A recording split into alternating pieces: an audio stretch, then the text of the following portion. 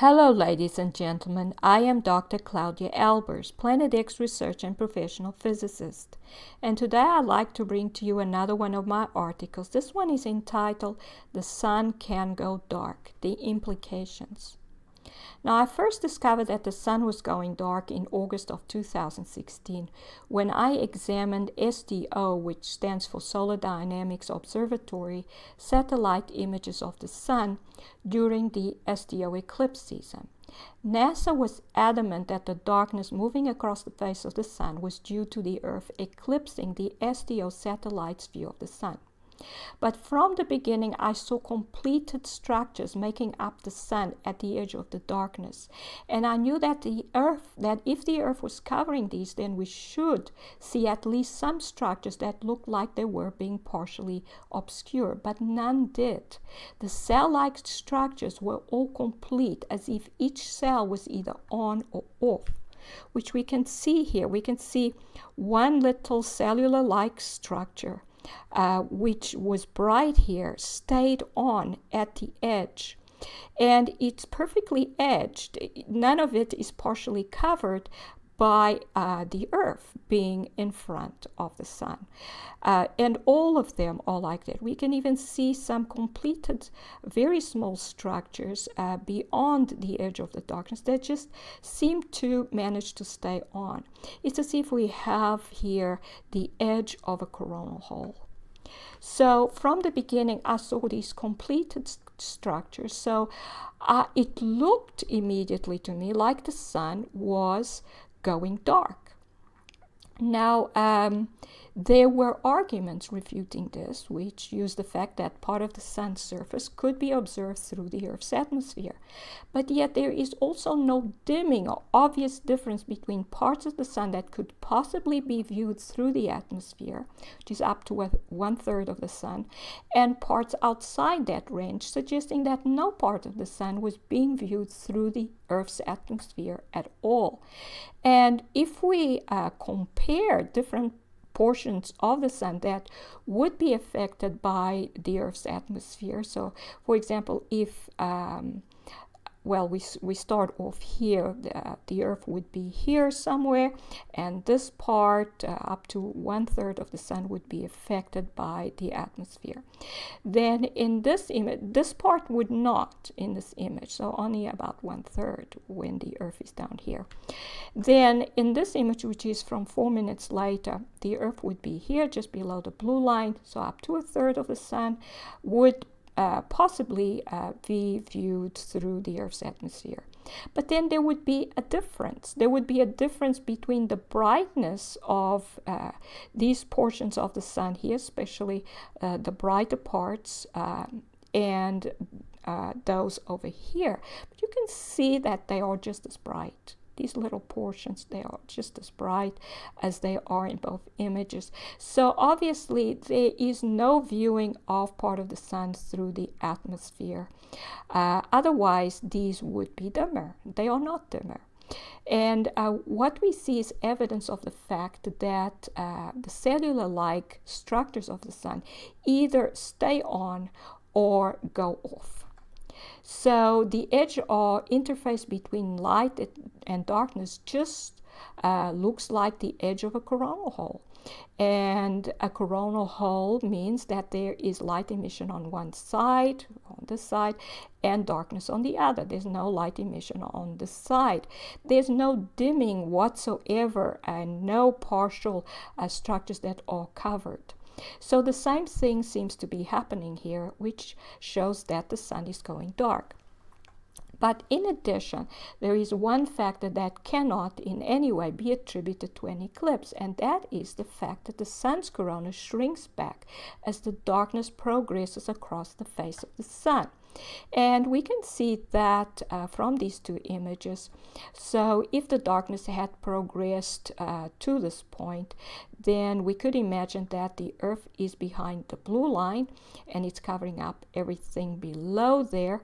But then the Earth would not be able to cover this portion of the corona. If we compare the corona over here with the corona over there, the Earth would be behind or below the blue line.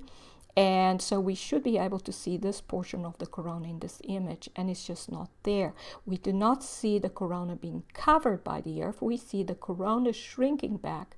And this happens with every progressive image that we see coming from the STO satellite.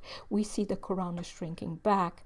And if, in fact, we see that in this image as well. These are again 4 minutes apart. And we can see that if the Earth is here covering up this portion of the sun, then it should be covering the corona. It can only cover the corona up to there. So this part of the corona should be seen there. This part of the corona, it's not there. It shows that the corona is shrinking back as darkness progresses across the face of the sun. In fact, the sun is actually turning off. And we can see that the angle that this blue line makes has changed. The blue line would have been here before. It's now there for this image. The angle is different. This angle, this is much more horizontal than this line. This line makes a larger angle with the horizontal than the line we would have here. So this would mean that the Earth would have to jump around in order for the edge of the darkness to have this angle that we see here. And that's impossible. So you may look at Article 205 entitled NASA indicates that the Planet X system is affecting the sun for more details on this. The STO eclipse season appears to be due to an object that is in a regular orbit around the sun, which comes by the sun twice per year. The object comes around for its first pass each year in February and arrives 4 days earlier each year. There is clear evidence that this has been occurring since 2011, and you may look at Article 110 entitled How Do Stars Produce Light for details on that. Besides turning dark during the so-called STO eclipse season, the sun also goes dark at other times. And you may look at Article 211 entitled Planet X and Sun Interaction. Sun goes dark on April 18th, 2018. And in addition, it goes dark at all wavelengths detected by the STO satellite, including visible light.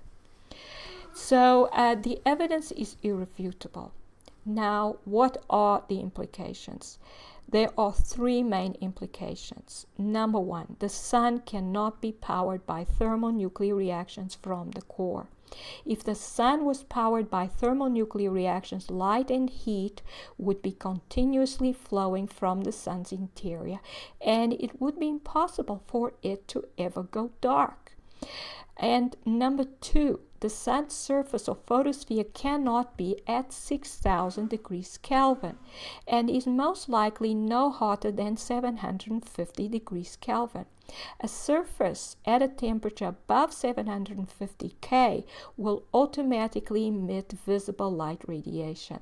The fact that the sun can go dark indicates that the sun's surface is at a temperature which does not result in visible light emission. It may, however, just emit infrared radiation. In fact, all objects above 0 Kelvin will emit infrared radiation, so it's likely that the sun does as well, but then so does the Earth. The sun's light emission has to be able to turn off at a moment's notice and is therefore electrical in nature. The sun's light emission seems to originate from electric discharges as a result of an electric potential difference between the surface and the outer atmospheric layer. The fact that the sun turns off from one moment to the next means that the light emission comes from its outer layers or atmosphere only, and that the sun is electrical in nature. The light emission has to be due to an electrical potential difference that can be switched on and off instantaneously. And here we see the black body spectrum, which gives us the the radiation or the type of radiation given off by surfaces at different temperatures. So at 100 Kelvin, this would be the type of light given off by that surface, and it's only in the infrared range. It does not give off visible light. Visible light is indicated by the rainbow. So this would be the part of the spectrum that indicates visible light emission. And so a surface at 300 Kelvin also emits only infrared light. The tail end of the curve is way below the visible light range of the spectrum. The same with 500 Kelvin, although it's starting to get closer to the visible light part. The 1000 Kelvin curve, its tail end is within the visible light part of the spectrum, so there is some visible light given off by a surface at 1000 Kelvin. So that means that the sun's surface has to be below 1000 Kelvin. And the curve between 500 and 1000 Kelvin, which would look somewhat like that, its tail end would likely just end before the visible light portion of the spectrum.